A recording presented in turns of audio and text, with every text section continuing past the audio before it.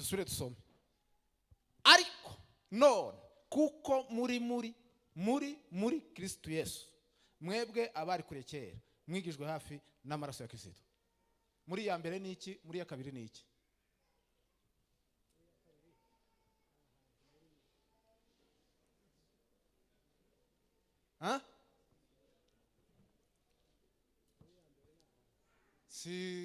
Si grammaire se sikiboneza mvugo. Nga. Muri ya mbere ni Yes, abamugisha. Nimwe muherutse mu ishuri. Hanyuma Bwana sifiwe. Mwumva uyu murongo ukundu wavuze. Duhe Imana icubahiro. Bwana sifiwe. Hejuru muraza kwasoma mugeze mu rugo. Ariko none nukuvuga ngo ni kino gihe ni muri bino bihe. Ariko none kuko muri twebwe muri we muri Kristo Yesu, mwebwe abari kure kera mwigijwe hafi gusa n'ikintu kimwe n'amaraso. Kandi amaraso yande? Amaraso gusa ya Yesu. Ntabwo ari amaraso yundi wari we wese, na amaraso y'umwana w'intama w'Imana. Igitumye turi hano na amaraso. Igituma mujirwa amagana na amaraso. Igituma muririmbye kuriya mwaririmbye hano tugafashwa na amaraso. Igituma izi nsengero ziriho na amaraso. Igituma abantu bemera rimwe na rimwe gushaka no kudashaka na amaraso. Igituma ubwiza bw'Imana bumanuka kuri twi na amaraso. Mbese twigijwe hafi n'amaraso ya Yesu. Ariko kure twari kure. Abantu gusa bari bafite uburenganzira gusa bwo guhagarara no kuvuga Imana n'abantu bamwe gusa. N'abantu bakomoka gusa kuri Yakobo. Bari abahungu 12 n'abana babo. Abandi bose nta numwe warushinzwe guhagarara ngo avuga Imana. Icatumye natwe twigizwa hafi muri uwo muryango tukegera Imana na amaraso. Duhe Imana icubahiro. Bwana sifiwe. Tugiye kubabwira amaraso. Ngiye kubabwira igitonyanga cy'amaraso. Amaraso y'umwana w'intama w'Imana. Amaraso yatuzanye tugera hano ngira ngo niyo ndirimbo mwaririmbaga. Igitonyanga cy'amaraso ya Yesu Kristo. Amaraso kandi iyi Bibiliya mubona buriya ibaho kashe. Nta rwandiko rujya rugira agaciro rudafite kashe. Ngira ngo niko bimeze. Iyo urwandiko ruje ureba hepfo ko hariho umukono, sinyatire cyangwa se kashe. Bibiliya rero nayo kugira ngo yitwa Bibiliya ijambo ry'Imana rivugutiye nuko iriho kashe na amaraso. Buriya Bibiliya itariho ikimenyetso kashe y'amaraso ntabwo yakwitwa Bibiliya. Mwumva impamvu umuririmbyi yaravuze ngo amasezerano yose uko Imana yatanga. Amasezerano nayahe? Ni ibyanditswe. Uko Imana yatanga yakomejwe n'amaraso n'umwami wacu Yesu. Haleluya. Nukuvuga ngo Bibiliya yitwa Bibiliya kuko buri rupapuro rwose ruriho ikimenyetso cy'amaraso ya Yesu Kristo. Bwana sifiwe. Amen. Niyo mpamvu rero Bibiliya atari igitabo kimwe n'ibindi. Nta kindi gitabo na kimwe na biriya byarike warene ntabwo biriho kashe y'amaraso ya Yesu. Biriya ni ibitabo bitavugutiye. Nibi bitabo by'aba Joyce Meyer nibi bindi mujya mubona abantu banditse biriya bajya babikomora hano. Ariko Bibiliya ijambo ry'Imana nico gitabo citwa igitabo kivugutiye cyanyujwe mu ruganda inshuro 7. Iya mbere kiboneka cemewe, iya kabiri kiboneka cemewe, iya gatatu mu muriro, iya karindwi kiruzura kibi gitabo kivugutiye. Niyo mpamvu rero Bibiliya Bwana sifiwe. Amaraso ya Yesu naya gaciro kanini cyane. Kutamenya ayo makuru, kutamenya amakuru yibanze mu bintu by'Imana ni igitangaza gikomeye cyane. burya abantu barindagizwa kenshi no kutamenya iby'ibanze, noneho bakajya bashaka gusimbuka no kugera iriya kandi bataramenya iby'ibanze ngo abe ari byo bishimiramo. Ni ukuvuga ngo ikintu cy'ibanze cya mbere mu buzima, murabona pourcentage 100 z'ubuzima bw'umukristo, ikintu gifata umwanya munini ka pourcentage 80 nuko twacunguwe n'amaraso ya Yesu, nuko turi abana b'Imana. Izindi pourcentage 20 ni ibingibi Imana idukorera amashuri, kurya, kubaka insengero, kwambara n'ibindi. Ni pourcentage 20. Ni ukuvuga ngo ibyo tugomba kwishimiramo no kumenya, ni ukumenya ese uwo mwana w'intama w'Imana yaducunguye ati, ese naracunguwe. Kandi gucungurwa ni igitambo, ni ukubabarirwa. Uko kubabarirwa rero niko duhagararamo tukakwishimiramo, kandi ubwo nibwo buzima bw'umukristo. Amen. Bwana sifiwe. Bwana sifiwe. Noneho biracuritse, abantu bari mu kwishimira ibingibi bya pourcentage 20, akaba ari ubona baririmbiyemo cyane, akaba ari ubona bishimiyemo cyane ngo Imana yatugira gutya. Nibyo kubishima, ariko icyambere kifite umwanya munini ni ukwishimira ko Yesu Kristo yagucunguye. Kandi gucungurwa kwawe gusa niki? Ni amaraso ya Yesu Kristo. Ugomba kuzirikana no kumenya amaraso y'umwana w'intama w'Imana. Ese byagenze gute? Byavuye hehe? Byaturutse hehe? Biza bikorwa gute? Ni gute bikomoka? Ibyo nabyo ntiwopfa kubimenya gusa mu Kinyarwanda. Tuwobimenya mu Kinyarwanda. Bijya bimenywa n'umwuka. Umwuka wera ni ujye kumenyesha ko Kristo yatambwe ari igitambo, wavuye amaraso ku musaraba.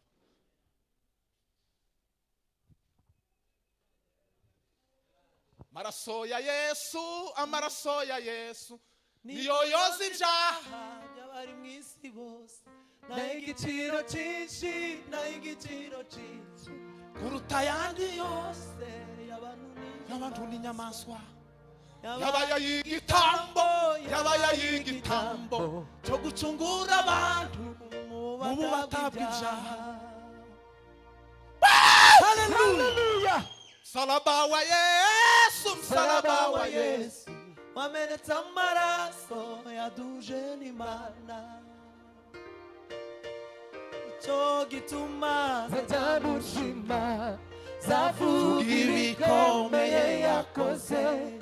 Inyamibwa aragahoraho, naracunguwe kubw'urukundo rwe. Zamucurangira inanga nziza, zavuza ishako mvuze na neberu, zavuza impundu mvuze imyironge. Ibihumeka byose bimushime.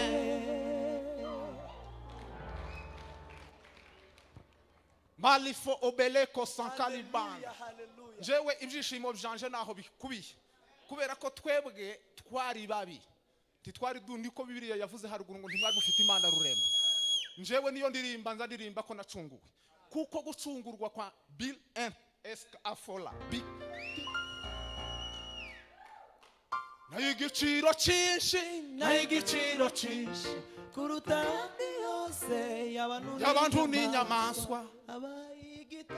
Niyo mpamvu umuririmbyi yaririmbye, ararimba ngo ufurahi moyo wangu, heri nyingi umepata, sikitiko imekwisha, Yesu ni wangu nami ni wake. Haleluya.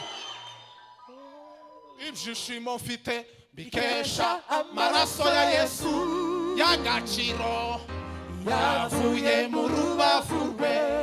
Amahoro mfite bikesha amaraso ya Yesu y'agaciro, yavuye mu rubavu rwe.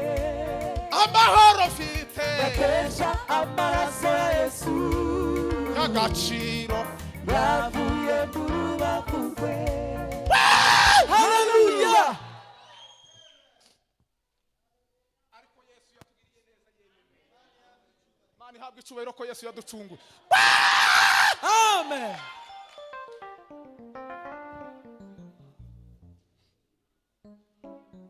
Ubu rero amaraso ya Yesu Kristo, Imana ishimwe, kuko nimona igitonyanga cy'amaraso y'umwana w'intama w'Imana. Ubu nicyo tugiye kuvuga. Mureke murebe umuvumba w'uruzi rwa ukuntu ujya utwara ibintu. Hallelujah. Ibimenyetso bibiri y'umuntu yatwawe. Ikimenyetso ca mbere nge nabaye hafi y'amazi kera nkiri muto. Hafi y'amazi twajyaga koga ahantu. Ikimenyetso cyatwerekaga ko umuntu agiye. Ica mbere ikimenyetso. Umuntu yagiye azaseka. Iyo ubonye umuntu ari mu mazi agize atya mukabona arasetse ukabagiye.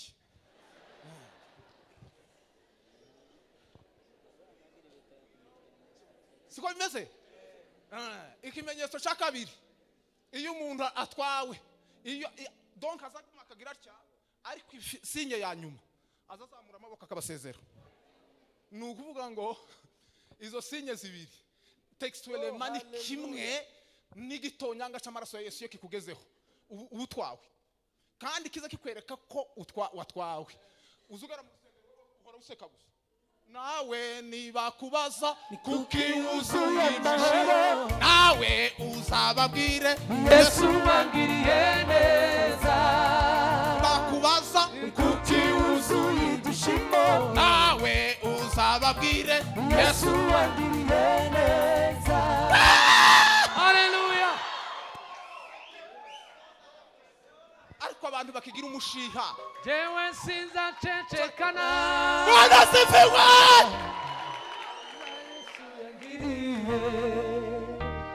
Jewe sinza cecekana.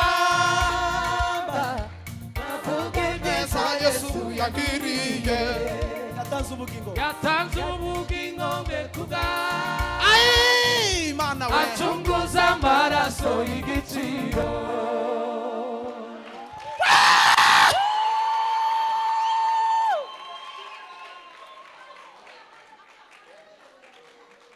Iyo tuvuga Yesu Kristo. Roma li chanco la forme. Je lo fermerti le faire. Isinya ya kabiri. Nababwiye ngo umuntu ajya azamura amaboko. Isinya ya kabiri mu rusengero. Umuntu ndajya azamura amaboko agezemo ngo kuko bavuze ngo nimuzamura amaboko. Wewe hora manitse. Ajya hora manitse gusa. Hallelujah. Njo n'ibimenyetso bibiri bijya bigaragaza ko umuntu yatwawe. Bwana sifiwe sa. Umusore umwe yarambwiye twari mu isoko hari Butare. Ni hambere nko muri bibiri. None turi mu isoko bene kumuwa mugenda mureba imyenda. Ava muri haleluya arayitera. Mu isoko rwagati. Ngo mare ni ndamuhunga. Kuko abantu bose bahise bamureba. Ndangije ndamuhunga. Uyu muntu twari kumwe. Bigenze gute? Tangira gukwepa kugira ngo batavuga ko turi kumwe. Baramureba nyine bamwita nk'umusazi. Ariko we yamashije arayitera yagindi yose. Akwera twawo muhungu ba. Noneho tuhurira kandi ku murongo hirya. Kazamaze byagugendeke gute? Igisubizo yashuje uwo muntu. Cyane bwo. Yarambwiye ngo we ngo ahimufatiye. Ngo nihajya yiterera.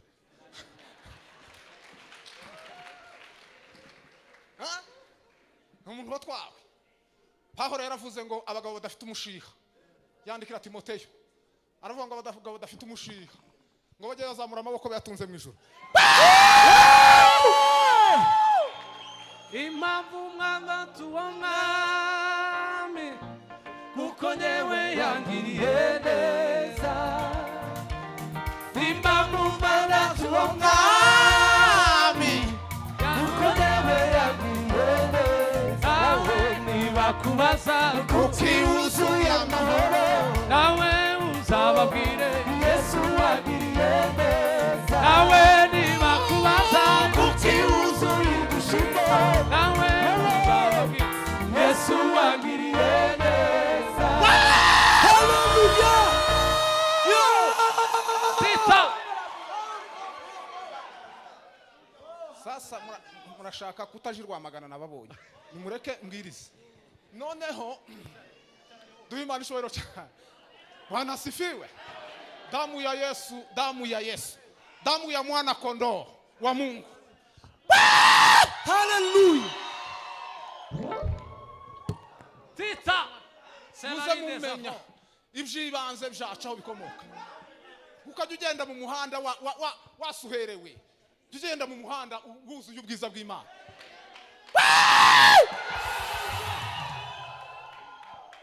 bikomoka kuri sogokuruza Ibrahimu, niwe wenyine watangije umushinga. Bwana sifiwe. Hallelujah. Kandi two kwiruka gutya, two kwiruka ubundu mwana wawe sintinya Baratsinze kuko watoranije ukaba ubugingo wabaye amahoro wabaye ibyishimo ubundi umutsinzi nara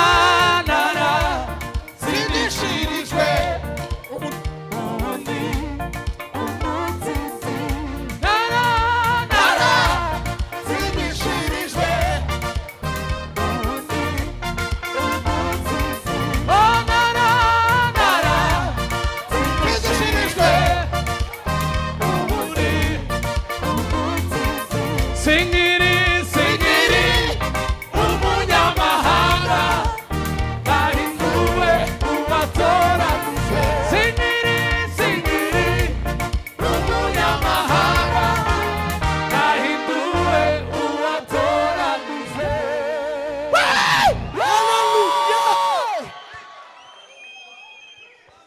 mujya mugira ngo abadayimoni cyo tubatsindisha se kubatokesha, tuzaba tubatsindisha amaraso y'umwana w'intama w'Imana.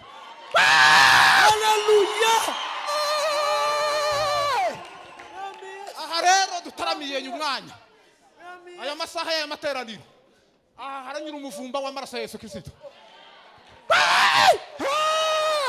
Kandi iyo uruzi rwuzuye ruza rusaka umuducafu twose, utwanda twose, umuvumba w'amaraso ya Yesu. Igitangaza c'Imana gikoreke mu izina rya Yesu. Abrahamu niwe washangiye umushinga. singiri, umunyamahanga ahinduwe uwatoranije singiri, singiri, umunyamahanga ahinduwe uwatoranije nara, sindishirijwe, ubundi umutsinzi Haleluya imwe gusa. amen. Noko. Duhe Imana isu. Kimenyetso. Bwana asifiwe.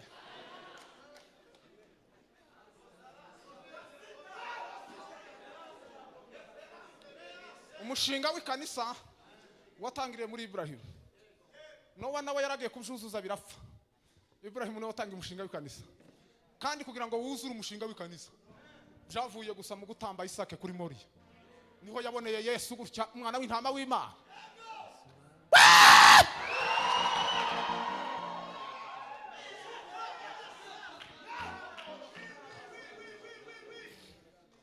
Naho niho umushinga watangiriye. Narebye mwene data afasha akana kiwe hano, lebo ote sampri et l'affaire. Chambre au plaire. Yeme mwabona gukuntu yagafataga hano. Ntimwabonaga ari ibitangaza akana kari mu gituza case. Ntimwabona gukuntu bimeze. Kandi birashoboka yuko atatinze kubyara. Ibrahimu we imyaka 100. Ngo marabyara Isake.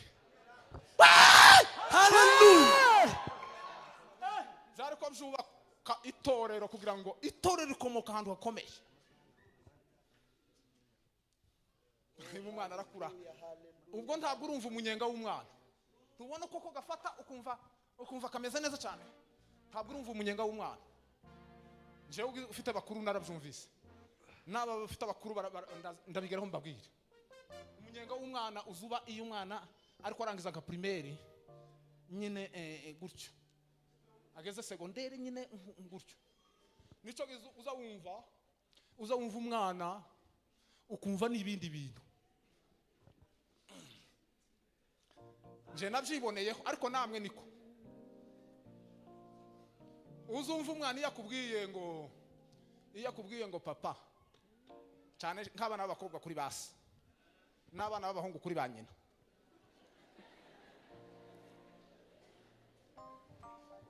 umwana w'umukobwa wawe yakubwiye ngo papa, aba bagabo bara mwebwe nta mashanyarazi muza mwumva?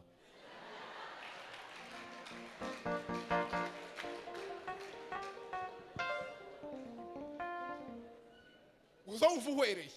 Noneho Ibrahimu rero naho ngaho Imana yamusanze, yararetse akana karakura akamenya kuvuga, akana karakura kagira imyaka 12, umwana asigaye agenda inama na nyina, kandi umwana w'umuhungu burya w'imyaka 12 abasigaye agenda inama na nyina. Ibyo se atarangije umwana akamubwira ati nuko akamugendera inama, kandi so yambwiye gucya dore so ukunda ari kwambwira. Umuhungu akamubwira ngo kandi hari umugabo wakoza ise nyina urushi afite umwana w'imyaka 12 umuhungu bo gukorera igitangaza.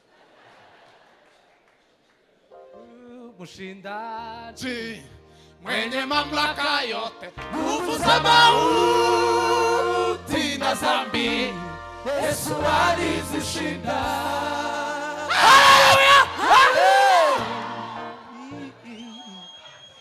Shangilia Yesu alifufuka, ukaribu sasa kurudi, atutufue sote. umwana rero agize imyaka 12 Imana amubwira ngo mujana uje kumunyicira, mbese mujana uje kumutamba, uje kumwica ku bwanje. Ibrahim ahura n'ibitangaza, ariko finali aragenda yumva ari ngombwa. Ngaho kanisa ariho rikomo ageze kuri Moriya rero Imana ikoranye inama mu ijuru. Imana iravuga ngo murebe uriya mugabo ukuntu agiye kwicura ya mwana ku bwacu. Twebwe ijuru barikoze inama, inkota iri mu ijuru, inkota imeze gutya, agiye kumuca umutwe. Ijwi ngo rivugira mu ijuru marayika ngo aramubwira ngo Abrahamu ntugire iyo nkota ntikore kuri uwo mwana. Ngo amara muha message aramubwira ngo twamenye ko mu ijuru dukunda.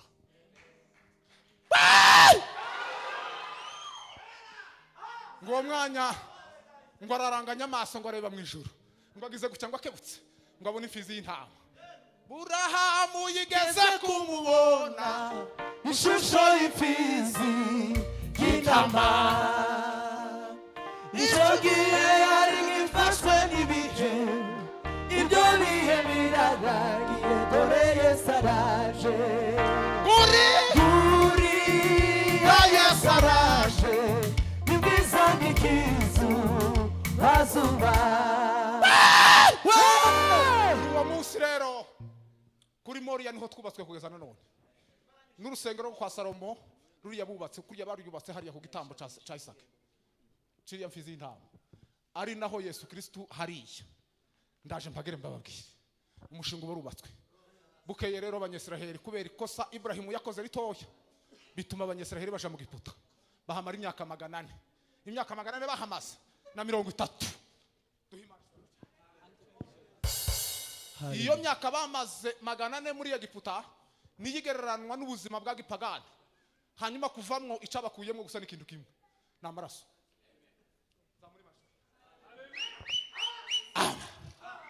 Jagereranyaga ko dole pesike info.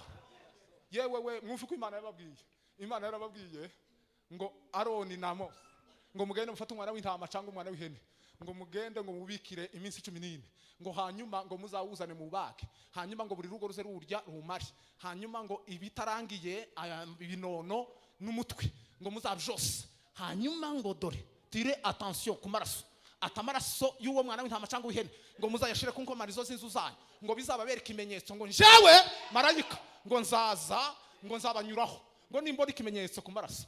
Umva hano mbabwire, iyi Imana itubonyeho amaraso igitwita abakiranutse.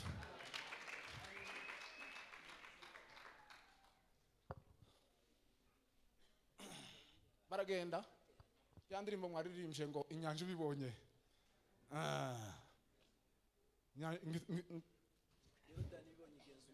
subira inyuma. Kurya bari mu muvumba w'amaraso ya Yesu Kristo niyo yarabatwikiriye. Yoshua araza asimbura Mose, ngo asimbure Mose, dore uko byagenje. Dayire ndanashosha.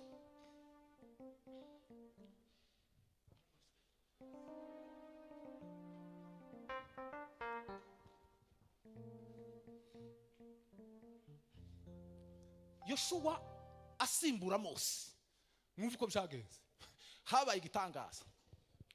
Yoshua nyine yajyanaga na Mose, ariko Imana yavuganaga na Mose, ntiyavuganaga na Yoshua. Hanyuma Imana ibwira Yoshua, Imana ibwira Yoshua, iramubwira ngo njyewe, ibwira Mose nako, iramubwira ngo genda urambike ibiganza kuri Yoshua, uriya niwe uzagusimbura. None Yoshua, Mose amaze kumurambikaho ibiganza, Yoshua yahise hipresent ibintu bine bimuruhije bimugoye adashobora gukemura. Yaravuze ngo se uyu mugabo umbwiye ngo nzasimbure Mose, jewe nzashobora bene wacu gute bagoye Mose? Icakabiri, kiriya gihugu tugiyemwo Mose wagaje uvugana nako Mose wari intwari, jewe nzabishobora gute? Ikindi, Mose wagaje uvugana n'Imana gutya imbona nkubone, bizagenda gute? Asifiwe. Kugice cambere cya Yoshua nico gisubizo cy'ibyo Imana yamubwiye. Yaramubwiye ngo Bwana asifiwe. Yaramubwiye ngo uko nabanye na Mose ngo niko nzabana nawe. Hariya iramubwira ngo aho uzakandagiza ikirenge ndahaguhaye, uzagera muri Kanani kandi uzahindura. Umva rero ko byagenze. Hari hasigaye ibintu bibiri kugira ngo binjire muri Kanani. Icambere ni Yorodani, icakabiri ni Yeriko, ngo urugamba rurangire. Umva uko byagenze. Amaraso ni yaza twinjiza mu gakiza, akaguma katwinjiza no mu kandi, akazaruha katujana no mu ijuru. Ni ukuvuga ngo iyo utari ikimenyetso cy'amaraso nta juru. Hano ho turishushanya, hano ho mu rusengero abantu benshi barishushanya, kuvuga gutya, kugira gutya no gukora gutya, no kubyina mwene data yacuranze, no gukora ibintu bimwe na bimwe gutya, ibingibi rimwe na rimwe n'ibinyamubiri. Ariko Imana niyibizi kuri ikimenyetso gusa. Za muri Imana cyubahiro be. Bwana asifiwe. Wo temangiga, wobesha abantu gutya isigashira. Hano hanze hano wobabesha gutya, wobyina ibyuya bikabira ugasa, ariko utari ikimenyetso. Ubundi Imana dushakaho si ibintu birebire bikomeye, ni ukuba gusa ukabanza ukamenya kuri ikimenyetso cy'amaraso. Kandi umuntu uri ikimenyetso cy'amaraso tibishoboka, tibibaho, ibyo ndibibaho, tibibaho, tibizonabaho, byaranarangiye, tibizobaho, nongeye kubisubiramo ngo ntibishobora. Umuntu uri ikimenyetso cy'amaraso tiyokora ikibi, kuko amaraso agira ibintu nka bitandatu azakora, ajya guproteje. Niyo uramutse ugize gutya, ajya ahita kubwira ngo we ibira woge. Yoshua zamuri Imana. Prick l'effort zamuri Imana. Yoshua Imana iramubwira ngo ngaho ambutsa aba bantu. Yoshua yagira gutya ngo abwira ngo abambutse bikanga, yagira ngo abambutse bikanga, yagira ngo abambutse bikanga, yagira ngo abikore bikanga. None akajya akabwira ngo mukore amahamba twambuke tugende, bikabikora bikanga. Yoshua aza kwibuka ikintu kimwe, Yoshua aza kwibuka ikintu kimwe. Yoshua aravuga ngo reka ntuma abatasi kakurya Mose yabatumye igihe yantumye nanje, reka ntuma abatasi abapererezi bagende baje Yeriko, baje gutata bamenya makuru yo twatusha, ngo amaratuma abahungu babiri. Bana sifiwe sana. Ni muzano babiri babangutse muzano gwino nawe gwino mbereke nsoze. L'effort l'omeketa lepopeke sakotakisa. Arababwira ngo mugende muje Yeriko, mugende muperereze mugende. Baragenda abahungu babiri, ariko Yoshua abarambikaho ibiganza. Arababwira ngo mushire ubwoba kandi ntimugire ikibazo, njyewe nyine uko Mose yandabitse ibiganza, sekirite y'Imana turiho. Namwe rero mbarambitse ibiganza, mugende muje guperereze, mugende mwinjire muri Yeriko, murebe neza, muhinjire neza murebe. Ngo bamare babasore rero bagenda bashize ubwoba, bashize n'amanga. Ngo bamare baragenda rero ko bagiye Yeriko, bagiye gutata hakurya. Nako ngo bamare kugera Yeriko, bamaze kugerayo binjira mu murwa w'Yeriko, ariko binjira nyine mu buryo nyine bwihishe, mu buryo bugoye cyane, kuko Yeriko yari ifite ikintu gikomeye. Mwageze Yeriko, noko muzane uwo muntu hano, mumuzane hano, muzane uwo mukobwa hano, mubanguke.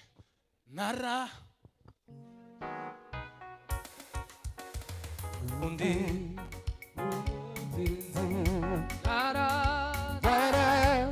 tsindishirijwe undi umutsinzi. Ibyo tuvuga ntugire ngo ni wewe nuriya wiriya, ntugire ikibazo,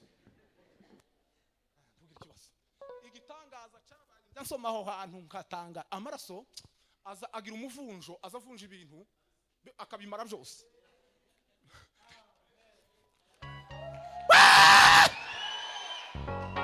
None ngo bano basore bombi ngo bigiriye inama baravuga ngo turaya handi turamenyekana batwice, ngo bibwira ko bagomba kurara ku ndaya ariyo Rahabu, ngo binjira kwa Rahabu kuko ngo bagiye bareba ku mazu, kuko ico gihindaya yazagiraga ibimenyetso ku mazu, kuko iyi nzari y'indaya.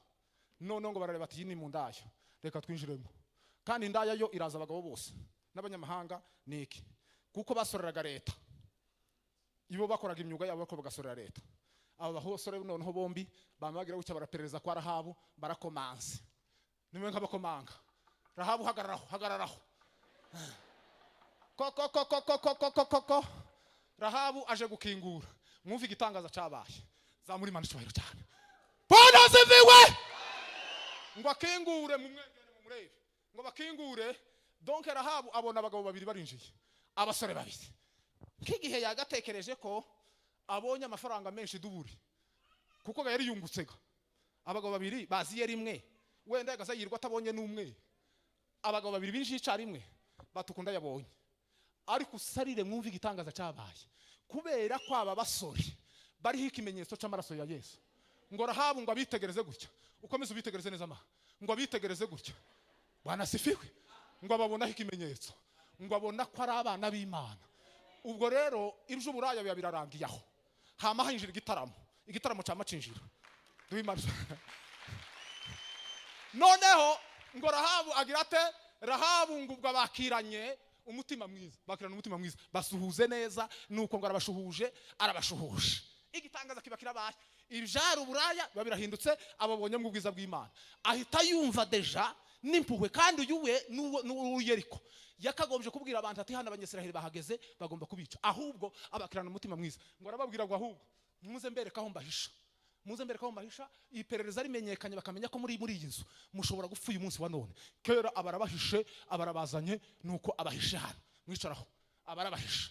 Rahabu rero asigaye iwiwe mu nzu, aracecetse aho ngaho.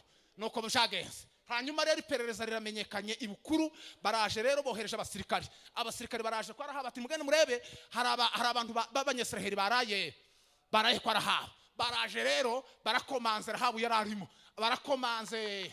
Rahabu aje kwaki bati babagabo bageze hano, twamenye ko hari abagabo b'abanyesiraheli bageze hano, none bari hehe? Mwumva ko Rahabu yababwiye.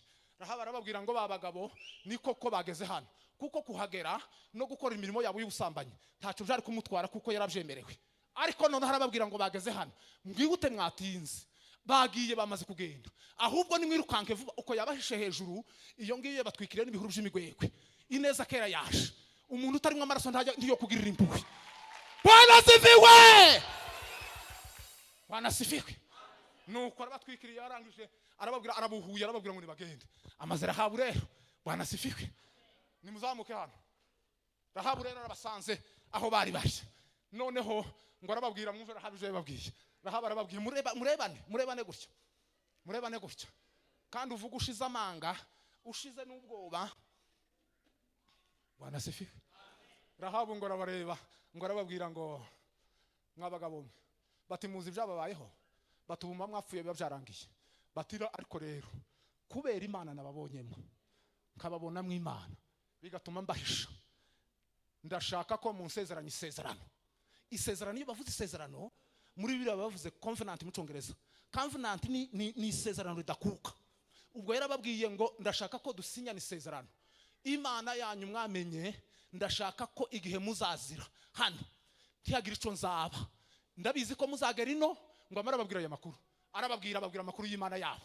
Arababwira ngo Imana yanyu, ngo twamenye amakuru yayo, ngo twamenye ko Imana yanyu ngo ukuntu yavuye mu Giputa ngo isi igize abanyegiputa ngo twamenye ukuntu mwageze ku nyanja ngo ucikamwo kabiri ngo twamenye ukuntu mwagize hakurya ya Yorodani ngo ukuntu Siyoni na Yogi mwamugize ngo kandi ngo twamenye amakuru masha ari muri iki gihugu ngo turabizi kuko ngo muzataha muri iki gihugu ngo kandi ngo Imana yanyu ngo turabizi kuko yabahaye iki gihugu ngo kandi ndetse ngo no kurimbura abantu bose barimo bati none rero jewe ubahisha ubagiriye neza nanje muzangirira iyo neza kandi mumpe ikimenyetso cy'ukuri babagabo bararebanye ngo bararebanye baravuga batese abayumbi bararebanye atese uyu ndaya uyu munyamahanga ariko aravuga ngo tumusezeranye isezerano gute uyu munyamahanga ngo amara rero babagabo barareba baravuga ati nta kindi kiza kivuguruzwa ni kimwe na amaraso reka turisezeranye Yoshua nashaka azatumerere nabi ariko reka tumisezeranye nabwo atugiriye neza Bwana sifiwe Hallelujah. ngo bamuhaye akagozi agashumi gatukura ntibari kubona itungo babagaho kugira ngo amaraso bakoresha ikimenyetso ariko bakoresha akamenyetso k'akagozi gatukura none kugira ngo bagahe uwa mukobwa ngo bagahaye Rahabu ngo baramubwira ngo wa mukobwa we ati ntubona akagozi tuguhaye batukamanika hangaha hejuru aho tuzamanukira hanyuma igihe tuzazira tuzasange ibendera aka kagozi k'amaraso ya Yesu Kristo Bwana sifiwe kazabe kari ahangaha reka mbabwire ngo baragenda ngo bashike kwa Yoshua ngo bagerayo babwira Yoshua ati Yoshua nuko byagenze Yoshua ati byagenze gute bati hari umukobwa waduhishe mwabikoze gute bati twamusezeranyije isezerano riye bati twamusezeranyije isezerano ry'amaraso kandi ngo ryadukuye mu Giputa Yoshua ati ubwo mwabikoze muri abagabo tugende ngo bamagira gutya duhimana ishobero cyane Bwana sifiwe ngo bamara baramubwira ngo wa mukobwa we iri sezerano tugusezeranije bati nta mugayo uzaribaho ngo babwira Yoshua gutyo Yoshua arababwira ati tugende iyo nzu murayibuka neza ati irahari iri ikimenyetso uko muzi icyo bakoze bavuye muri Yeriko basizemwo Yesu mateso ya Yesu na kupigwa kwake nami nimepona umuririmbyi akavuga ngo njia imeonekana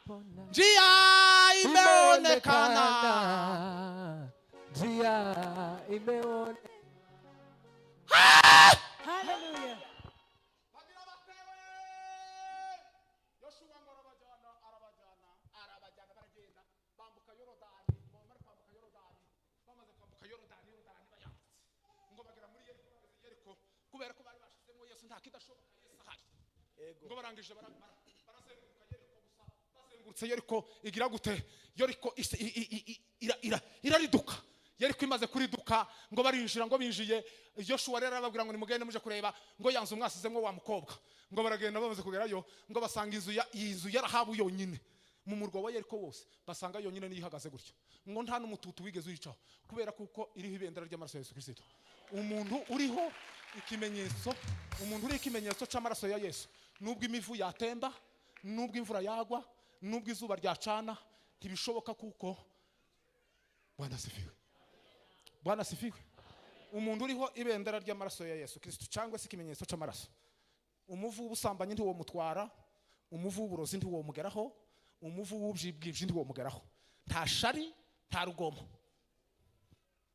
les forts les bocs zelo ete poshaya les kokitabe bengeketa abantu bari mu gutwarwa n'ubusa kubera ko badashingiye ku musingi kubera ko Yesu atabariho ariko urimo Yesu Kristo ari kuri wewe amaraso ya Yesu Kristo kuri wewe brique Shelo bella foria entre marshaigo brique le fort takana kakobwa ko tibishoboka tibibaho ariko yiri mutaraga yiri musa yiri wenyine yiri ikimenyetso ninde ibindi byose dore yiri ikimenyetso cy'amaraso ya Yesu Kristo ibindi byose biza bikunukira icyaha kiza kikunukira niyo mpamvu Pawulo yavuze ngo ibyarinda muyanje nabihinduye iki igihombo kubwo kugira gute ngo ndetse nabibonye bimeze neza adaho mu rutaro ngo kubwo gutunga Kristo nibyo niko bimeze murebe hano mundebe angaliye ni uko murebe hano tibishoboka ntibibaho Bibiri iravuga ngo uwamaze kuvirwa n'umuco ngo ntibishoboka ko ntibishoboka.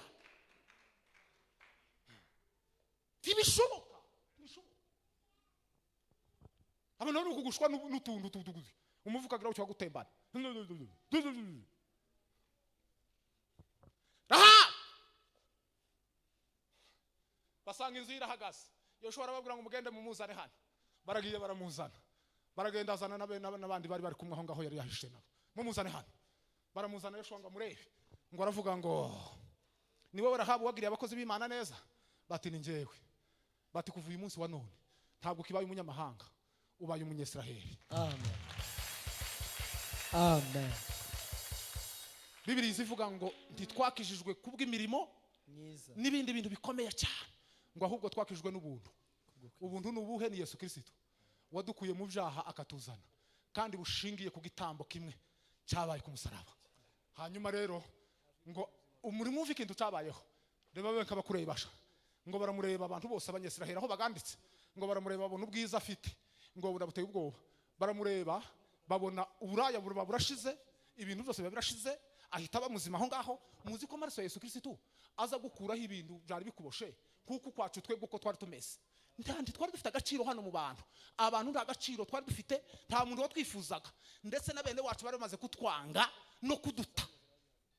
Bwana sifiwe. Nta bari bakinifuza no kwitwa ko turi bene wabo. Ariko umunsi igitonyanga cy'amaraso ya Yesu Kristo cyangezeho, ubu ni umuntu utonkunda n'undwanya. Nuko nta muntu utonkunda keretse njewe ntatiye igihango cy'amaraso. Turi kumwe? Tukanashake ko abantu bagukunda, kuko ndibo gukunda. Wowe uzashake uko ukorana isezerano na Yesu ry'amaraso. Amaraso akubeho. N'amaraso Yesu nakubaho. Abantu bajya bagukunda gushaka nako dashaka. Ukwanga ufite amaraso, muba mufite ico mufa. Abafite inzira, indi nzira yagiyemo. Ngo bamurebe bose levwe, ngo baramureba babona umukobwa n'igitangaza, ngo yabaye mwiza gutya. Umuhungu witwa Salomoni, ngo amurebe yamavuga ngo nanje uriya ntamushatse ricibwe, ndamushaka tu. Salomoni bagize atya ati ngwino, abari rukanze ngwino wa. Salomoni ati nanje niko inza ndekereza ko none nta ni dote yabaye bahise Mwumva nambabwire, nationalite kugira ngo ihinduke bijya binyura mu nkiko nyinshi. Ako ndatangaye amaraso ya Yesu iyo yakugezeho, Bibiliya ivuga ngo iyo umuntu ari muri Kristo Yesu ngo bari cyaremwe ibintu byose babigize gute? Birabagisha. Babyaye umuhungu witwa ubanza ari Bowazi. Bowazi abyara Obedi. Obedi abyara Yesayi. Yesayi abyara Dawudi. Dawudi niwe sekuru wande wa Yesu. Ubwo kera Imana ibibonye isezerano muri uyu, ibona Yesu Kristo hariya kubera aya maraso. Ubundi bintu haleluya kuri Dawudi. Kera hari yanyuze abana gusa nka batatu. Kuri Dawudi Imana yamivuga ngo uriya niwe nzagira gute, uriya niwe mbonye kuri Dawudi. Ariko Dawudi giza gute? Dawudi ukomoka kuri nde? Kuri Rahabu. Kandi Rahabu yari indaya, ariko yacunguwe n'amaraso ya Yesu. Hanyuma Dawudi rero iryo sezerano riza kuzurira muri Yesu Kristo w'i Nazareti. Yesu Kristo araza. Umunsi Yesu Kristo yavutse, hahiruguje ngo mu izina ry'Uwiteka. Bwana sifiwe sana. Bwana sifiwe. I Betlehemu umunsi Yesu avuka, habaye ibintu biteye ubwoba. Amaze Yesu Kristo agera ku musaraba. Ageze ku musaraba havamwe iki? Havamwe icumu bararimucumita, havamwe amazi n'amaraso. Ayo mazi n'amaraso niryo torero ryavutse muri ico gihe, rikomoka kuri Moriya kugeza na uyu munsi wa none. Itorero ryubaka ku maraso ya Yesu Kristo. Amaraso ya Yesu Kristo ni muyakire mu izina rya Yesu. Amen.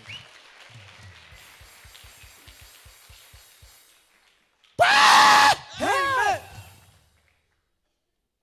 Turiho kubw'amaraso ya Yesu, turiho kubw'umwana w'intama. Yohana niko yavuze ngo nguriye umwana w'intama w'Imana ukuraho ibyaha by'abari mu isi. Mujye muzirikana ico kimenyetso, muririmbe muri mu mbaraga z'amaraso ya Yesu Kristo. Musenge muri ikimenyetso c'amaraso, mugishakishe mukibone mukimenye. Buri rugo rwose rugomba kuba ruzi ko rufite ikimenyetso. Abana bawe ujye ubaturira ikimenyetso c'amaraso ya Yesu. bajye bagenda na sekirite y'Imana. Yesu abaha umugisha.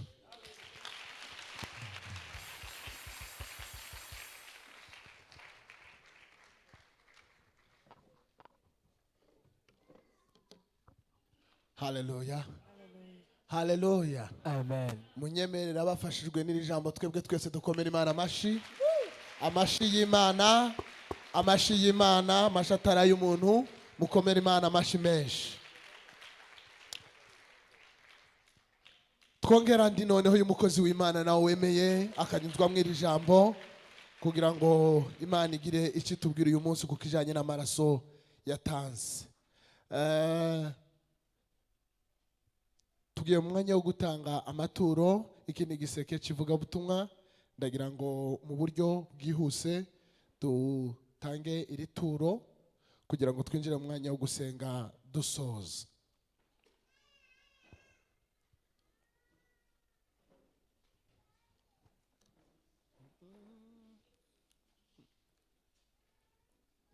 Abaririmbyi mwadufasha gato tuvuge ngo imbabazi zawe. Imbabazi ze n'urukundo rwe nibyo bituma tudashiraho, zategereza bizeye icyo yavuze kizasohora, kuko imigambi yawe kuri njye ni myiza, zakomeza nkwizere kuko utareka, zakomeza nkwizere kuko utabesha, imigambi yawe kuri njye ari myiza, zakomeza nkwizere kuko utayoba, zakomeza nkwizere kuko utabesha, zakomeza nkwizere kuko utayobya, zakomeza nkwizere kuko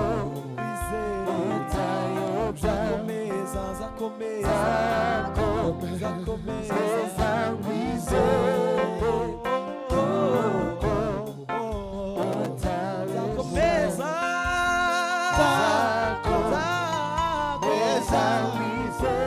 kuko utayoba, zakomeza nkwizere kuko